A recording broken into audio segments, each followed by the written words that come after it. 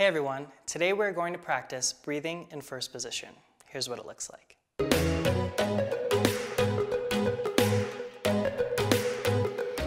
This is all about being aware of yourself and feeling the music. Let's get to it. We're going to have our feet in first position.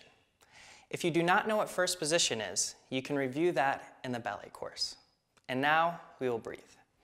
In, 1, 2, 3, 4, exhale, 5, 6, 7, 8. Be sure to let go and let your body be a natural reaction of your breathing. Let's try that again. In, 1, 2, 3, 4, 5, 6, 7, 8. Again, 1, 2, 3, 4, out, 5, 6, 7, 8.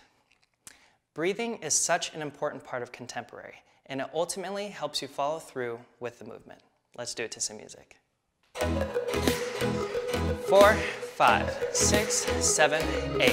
1, 2, 3, 4, 5, 6, 7, 8. 1, 2, 3, 4, 5, 6, 7, 8. 1, 2, 3, 4, 5, 6, 7, 8. Good job. You just learned breathing in first position.